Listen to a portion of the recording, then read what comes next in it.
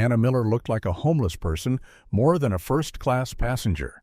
Her hoodie was pulled low over her face as she dozed in seat 12C, completely oblivious to the mocking laughter that echoed across the aisle. To the other passengers, she was just a shadow, an odd presence in the middle of their curated world. As the flight continued, heading across the night sky from London to New York, they saw her as little more than an inconvenience. But the laughter was short-lived, and a sudden chilling announcement broke the calm. The intercom crackled with a voice demanding to know, "Is there a pilot on board?" Panic seized the cabin. Silence fell. No one moved. Anna opened her eyes slowly, stood up, and with one calm sentence, she froze the entire cabin. "I flew F-18s. Take me to the cockpit." The flight had just taken an unexpected turn, and no one was prepared for what would come next. The cabin was quiet for a beat, the stillness hanging thick in the air. Richard Hole, a businessman in a pinstriped suit, leaned toward his colleague and whispered, "She looks more homeless than first class." His voice was low, but it carried through the cabin, and a few others turned to glance at Anna, their eyes filled with judgment. Claire Donovan, a socialite with 1,000 followers, smirked as she leaned over to her seatmate, a tech CEO. "I bet she's some charity case," she said, her eyes flicking over Anna's worn sneakers. The whispers spread quickly through the cabin, each passenger adding their own quiet judgment. Anna didn't react. She stayed still, her fingers lightly tapping on the strap of her backpack. The faded wings and sword patch almost invisible unless you knew what to look for. She stared out the window, the faint glow of the city below reflected in her eyes. A quiet tension began to build in the air, but Anna remained calm, as if the storm outside the plane didn't compare to the one brewing inside. As the plane cruised at 36,000 feet, the wealthy passengers around Anna continued with their usual routines, oblivious to the subtle weight of her presence. Ellen, a woman in a sleek bob and a pearl necklace, was sitting with her young daughter, Lily, who kept stealing glances at Anna. "Mommy, why is her jacket so old?" Lily asked softly, her crayon paused mid-stroke. Ellen shot a tight smile, quickly shushing her daughter, but the question lingered in the air, heavy with discomfort. Anna's hand tightened slightly on her backpack, as if the question had stung, but she remained motionless. Across the aisle, a woman in a navy blazer muttered to her assistant, "Probably an intern who got lucky with a free ticket." The laughter that followed felt sharp, and Anna could feel it slicing through her, though she didn't move a muscle. Despite the judgment, Anna didn't engage. She merely pulled her hoodie tighter around her and kept her gaze fixed on the window. Her mind was elsewhere, focusing on the steady hum of the plane, her calm breathing the only sound she allowed herself to hear. The plane dipped suddenly, a sharp jolt that sent the overhead bins rattling. A few passengers gasped, their hands gripping armrests as the turbulence shook the cabin. The sound of clinking glasses and shifting trays filled the air. Ellen pulled Lily close, trying to calm her, but Anna remained unmoved, her body still as ever. The turbulence passed quickly, but the unease lingered in the air. As the flight attendants began moving down the aisle, their bright smiles seemed out of place, a stark contrast to the tension building throughout the cabin. Richard Hole, who had been laughing moments earlier, was now checking his phone anxiously. Claire Donovan snapped a selfie, her phone angled just right to capture the luxury of the cabin. The world outside the plane was becoming a blur of clouds and darkness, but inside, the mood remained thick with judgment. Anna could feel the weight of every stare, every whisper, but she refused to let it affect her. Her fingers absently traced the worn patch on her backpack, and for a moment, her thoughts drifted to another time. A time when she wasn't hiding behind a faded hoodie and scuffed sneakers.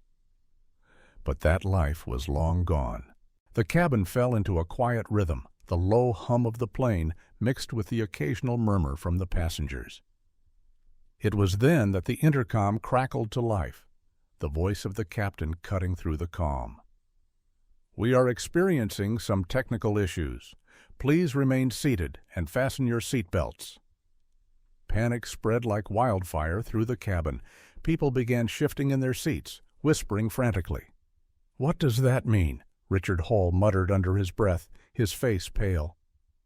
Claire Donovan's confident exterior faltered as she clutched her phone tighter. The calmness of the flight was now replaced by a growing sense of unease, and the passengers' discomfort was palpable. The flight attendants quickly moved through the aisles, attempting to maintain order, but their practiced smiles couldn't mask the rising tension. Ellen glanced nervously at Lily, who was coloring quietly, oblivious to the change in atmosphere. Anna, however, remained still. Her eyes, calm and steady, were fixed on the window. She could feel the panic growing, but she refused to let it consume her. She had faced worse storms before, both in the air and in life. The tension in the cabin thickened as the minutes stretched on. Passengers whispered to each other, their voices laced with fear.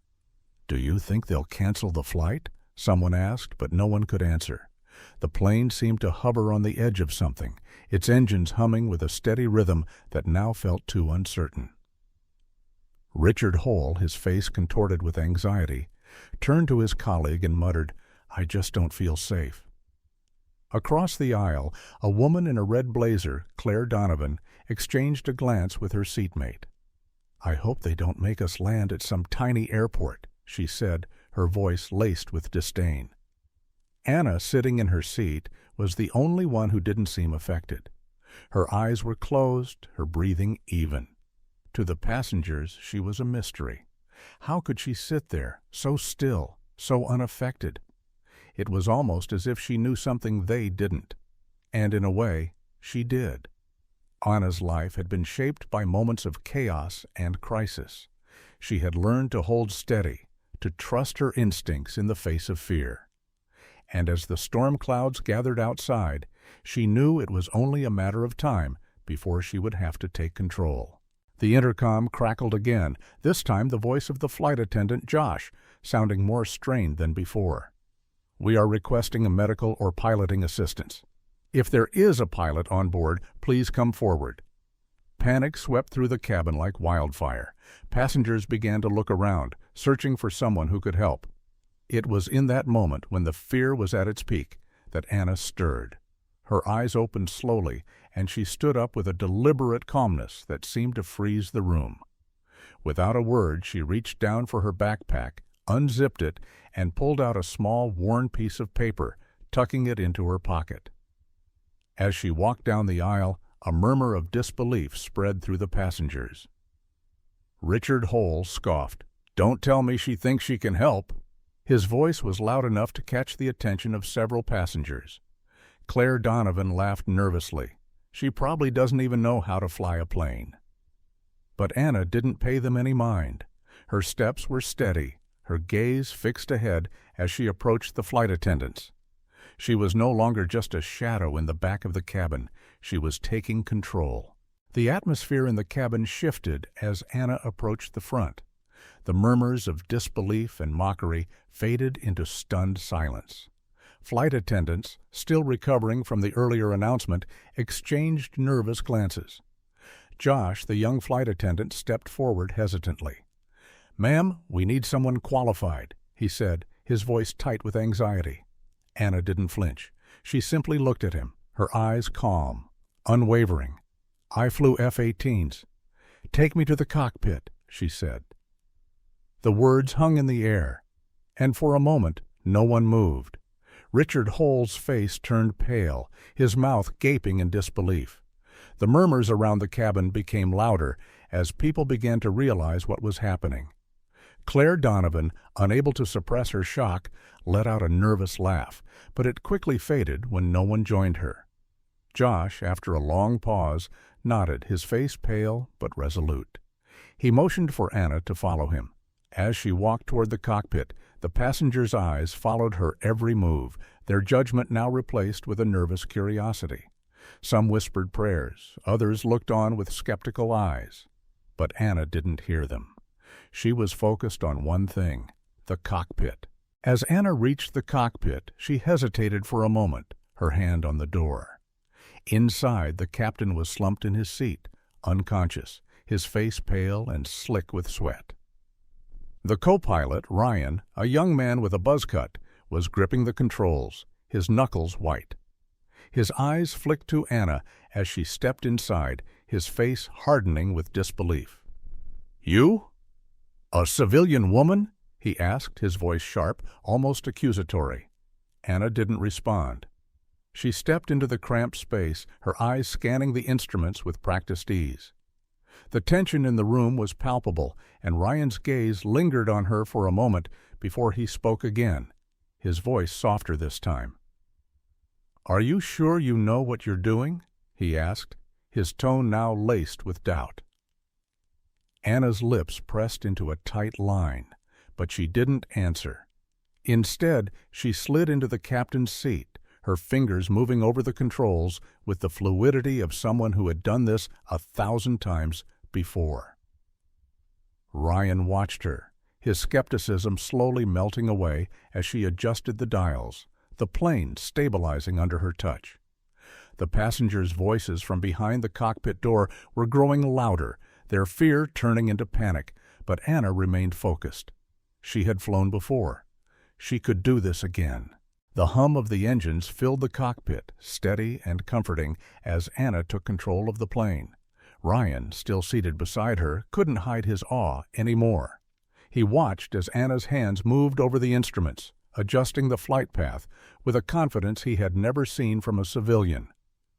Outside the cockpit, the passengers' voices grew louder, some shouting for help, others arguing in fear. But Anna's focus never wavered. Her fingers brushed over a small, worn ring on her left hand, and for a brief moment her eyes flickered with something deep, something old, a memory, perhaps. Her thumb lingered on the ring, and for a second she closed her eyes, her breath steady. When she opened them again, her face was calm, a quiet resolve settling over her. Ryan finally spoke again, his voice a whisper. "How are you so calm?" Anna didn't answer at first. She just adjusted the yoke, her eyes scanning the radar. "Because I've been here before," she said quietly, her voice steady, "and I'm not going to let anyone down." The storm outside the cockpit raged on, but inside, Anna was in control. The plane shook violently as the turbulence intensified, the overhead bins rattling and a few drinks sloshing out of their cups. The passengers screamed, some of them clutching their armrests, while others shouted in panic. But Anna, in the captain's seat, remained steady. Her fingers gripped the yoke with precision, her eyes narrowing as she adjusted the plane's altitude to find a gap in the storm. Ryan, who had been watching her with disbelief, now sat silently, his earlier skepticism replaced with quiet admiration. Outside the cockpit, the shouts from the passengers continued, but Anna's focus was unshakable. "Night Viper 12, requesting clearance," she said into the radio, her voice calm, as though she were ordering coffee. The words seemed to freeze the room. Ryan glanced at her, his eyes wide. "Night Viper 12?" he whispered, his voice low. Anna didn't respond, but the name was enough to send a ripple of recognition through him. It was a call sign, a military one. And suddenly, the gravity of the situation hit him. Anna wasn't just a civilian. She had a past, a history that had been buried, a past that had now come back to life in the most unlikely of places. The radio crackled to life, the voice from air traffic control sharp and frantic. "Night Viper 12, impossible. You were declared KIA 5 years ago." The words hung in the air, a stunned silence following them. Ryan's eyes snapped to Anna, his mouth opening in disbelief. Outside the cockpit, the noise of the passengers escalated, their panic rising to a fever pitch. Anna didn't flinch. She simply adjusted the controls, her fingers moving with quiet confidence. "This is Night Viper 12, she repeated, her voice cutting through the tension. "I'm requesting clearance to land." The air traffic controller on the other end of the line hesitated before responding, his voice shaking. We can't clear you. You've been presumed dead for years." Anna's jaw tightened, but she didn't respond. Instead, she focused on the instruments before her, her hands steady as the plane continued to slice through the turbulence. The passengers outside the cockpit, still unaware of who Anna truly was, continued to shout and argue, but Anna remained focused. She had been through storms before. This one, too, would pass. The weather outside was active, and the plane moved with the strong air currents. Inside the cockpit, Anna's calm presence was a steadying influence. Ryan, observing the situation, turned to her, his voice quiet. "Your focus is incredible." Anna didn't answer immediately. Instead, she scanned the instruments, her hands moving with practiced precision over the controls. Her composure was remarkable, as if the challenging weather was just another part of the journey. As the plane moved with a sudden dip, a tray clattered in the galley, and the passengers let out a collective gasp. Anna's focus never wavered. She adjusted the plane's course, finding a smoother path through the weather system. The plane steadied, and soon the ride became much calmer. The passengers began to relax as the flight continued smoothly. Anna remained focused on her duties, always thinking ahead and drawing on her vast experience. Her extensive training was present in every decision, guiding her actions. She was in command, skillfully navigating the conditions. As the turbulence subsided, a heavy silence fell over the cabin. The passengers, still shaken, remained in their seats, eyes wide with disbelief. Some were whispering prayers, others simply staring ahead, trying to process what had just happened. In the cockpit, Anna remained unmoved. Her fingers danced across the controls with the same effortless ease she had displayed from the beginning. Ryan, now fully in awe, kept glancing at her. "You've done this before, haven't you?" he asked quietly. Anna didn't respond, but her steady hands and unshaken demeanor spoke volumes. The plane was now flying smoothly, cutting through the storm clouds as if they had never been there. Anna adjusted the altitude slightly, ensuring the plane was on the best course. She had been through worse, much worse. But there was no time to dwell on that now. There was still a job to do, and she was going to do it. The passengers outside the cockpit were still in shock, but Anna's mind was already focused on the next step. Her past had caught up to her, but it didn't define her. Not anymore. She would Night Viper 12, and she was taking them home. The flight was finally beginning to level out, the turbulent skies giving way to clear skies ahead. But inside the cabin, the tension hadn't lifted. The passengers were still recovering from the storm, their nerves frayed. Richard Hole, the businessman who had mocked Anna earlier, sat in his seat, his face pale. He kept glancing at the cockpit door as if expecting some miracle to happen. Claire Donovan, the socialite, was nervously checking her phone, her fingers trembling as she scrolled through the updates. "This can't be real," she muttered under her breath. "She's not a real pilot."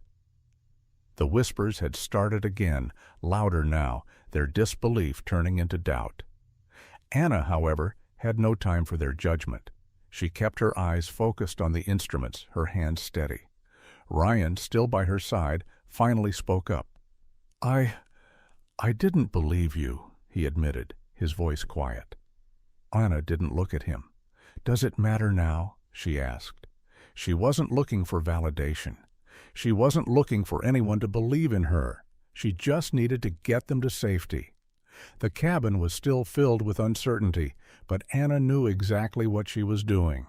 And in that moment, nothing else mattered. As the plane continued its steady course, Anna's thoughts remained focused. Every adjustment she made to the controls was instinctive, like muscle memory from a lifelong past. The cockpit was a quiet place now, the storm having passed, leaving only the hum of the engines and the distant voices of the passengers outside. Anna's mind, however, was far from quiet. Memories began to resurface, fragments of a life she had left behind, pieces of a woman who had once been more than just the passenger in seat 12C. She had been a fighter pilot, a warrior who had flown in the most dangerous skies, always in control, always on a mission. But that life had been shattered in a moment. Her call sign, Night Viper 12, declared dead. It had been easier to let go, to walk away from the pain, from the memories of a life lost. But now, with every passing second in the cockpit, she was reminded that the sky had always been a part of her, and no matter how far she ran, it would always call her back. The plane, her new mission, was the only thing that mattered now, and as the seconds ticked by, Anna steadied her grip on the yoke, preparing for what came next. The passengers outside the cockpit remained in their seats, still unaware of the woman who had saved them, but Anna wasn't concerned about their approval. She had no need for their praise. As the plane neared its destination, a quiet anticipation filled the cabin. Passengers who had been thoughtful during the challenging weather began to murmur softly. Some glanced toward the cockpit, curious about the skilled individual who was guiding them safely. The quiet conversations grew, filled with wonder and admiration. "She guided us so smoothly through that weather," one person commented, their tone full of appreciation. "She was so composed," another added, shaking their head in amazement. A newfound respect was taking root, a quiet and growing appreciation for her abilities. Inside the cockpit, Anna was focused on her task. The radar displayed a clear path forward. Her eyes expertly scanned the instruments as she made a slight course adjustment, ensuring they remained on the right path. Ryan, at her side, watched her with great respect. "That was incredible," he said. Anna took a calming breath, her hands steady on the controls as the plane flew smoothly.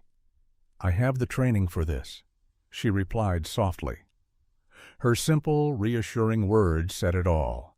She had met the challenge with her skills, and now she was guiding everyone to a safe arrival. As the plane began its descent, Anna's gaze remained fixed on the instruments, her hands steady. The city lights below twinkled in the distance, marking the approach to safety. The storm, both in the skies and in the cabin, had passed, but Anna's resolve was unwavering. In the back of the plane, passengers were finally starting to process what had just happened. Richard Hole, the businessman who had once mocked her, was sitting quietly, his earlier bravado gone. He looked out the window, his face pale, and his mind undoubtedly racing through the events that had just unfolded. Claire Donovan, the socialite, sat frozen in her seat, her phone still clutched in her hands. She had no words now, no sarcastic comments, only a stunned silence. Ellen, the woman with her young daughter Lily, held the little girl close, her eyes filled with a quiet gratitude. Lily, however, was still looking around in awe, as if trying to understand what had just happened. "She saved us, Mommy," she whispered, her voice barely audible. Ellen squeezed her daughter's hand, nodding slowly. She did. Anna's fingers lightly brushed over the controls as the plane continued its descent, the city's lights growing brighter with every passing second. There was still more to do, still the final steps to bring them home safely. But for now, she allowed herself a small, quiet moment of satisfaction. The storm outside had been fierce, but Anna had faced it head-on, and she had won. The plane touched down smoothly, its wheels kissing the runway with barely a jolt. The cabin, still tense, erupted into applause. The sound was sudden, unexpected, but it was loud and filled with emotion. Some passengers cried, some laughed, and others simply clapped in stunned silence. Anna remained calm, her eyes fixed on the runway as she guided the plane toward the gate. Ryan, still sitting beside her, glanced over at her, his respect for her growing by the second. "You really are something," he said, his voice low and filled with awe. Anna didn't respond. She didn't need to. Her actions spoke for her. As the plane came to a stop, the applause continued from the back of the cabin, though it was quieter now, more subdued. Some passengers exchanged looks, their faces soft with gratitude, while others were still processing the chaos that had just unfolded. Ellen, holding Lily, smiled through her tears. "She saved us, Mommy," Lily said again, her voice filled with wonder. Ellen nodded, her eyes brimming with pride. "She did, sweetheart. She really did." Anna unbuckled her seatbelt and stood, slinging her backpack over her shoulder. The cabin was still buzzing, but Anna walked down the aisle with quiet dignity. No one stood to stop her. No one tried to ask questions. She walked toward the exit, the eyes of the passengers following her every move, their gazes now filled with respect. As Anna made her way toward the plane's exit, the applause from the passengers grew quieter, replaced by murmurs of disbelief and awe. She kept her gaze fixed ahead, her movements steady and purposeful. The noise of the airport terminal began to seep in as the door opened, but Anna didn't flinch. She had lived through far worse. And this was just another part of her story. The reporters outside the gate were waiting, their cameras flashing as soon as she stepped off the plane. A journalist shouted, "Who are you?" But Anna didn't answer. She kept walking, her face calm and unreadable, though there was a flicker of something in her eyes, a quiet acknowledgement of what she had just accomplished. A man in a gray suit, a passenger who had sat near her during the flight, stepped forward. His face was flushed with shame, his earlier mocking words forgotten. He offered a small salute, and Anna nodded back. The crowd of reporters and onlookers parted as she walked past them, her steps firm and sure. She didn't need their approval. She didn't need anyone's validation. What mattered was that she had done what she set out to do. As she walked through the airport, the echoes of her past life, the life she had tried to bury, lingered in the back of her mind. But the present was all that mattered now. She had come back, and she had done what no one else could. As she disappeared into the crowd, her call sign, Night Viper 12, hung in the air like a ghost, a reminder of the woman she had been and still was.